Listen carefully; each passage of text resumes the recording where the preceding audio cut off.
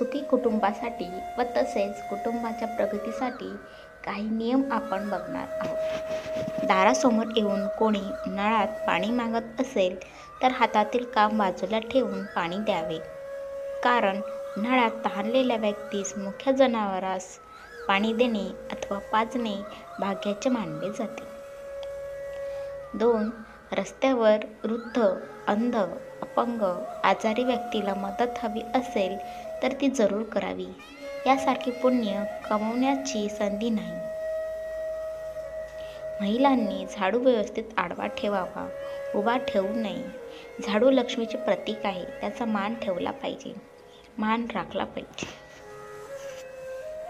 एकत्र कुटुंब पद्धतीमध्ये लक्ष्मी वास करते, म्हणून कुटुंब विभक्त होऊ देऊ नका. आई वडील साक्षात देवाची रूपे आहेत, त्यांना नेहमीच वंदन करा.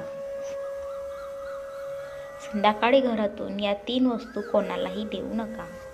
मीठ, पैसे व झाडू या 3 वस्तू लक्ष्मीकारक आहेत.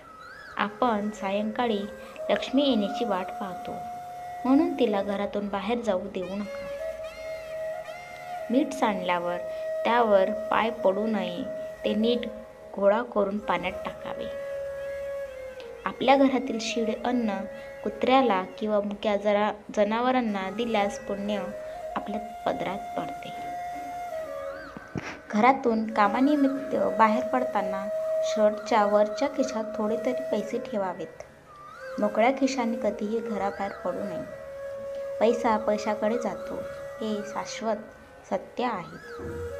घराच्या व दुकानाच्या दरवाजाला पायांनी स्पर्श करू नये.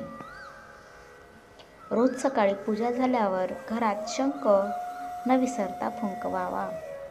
घरात वास्तव्यास असलेली लक्ष्मीची मोठी बहीण अवदसा काढता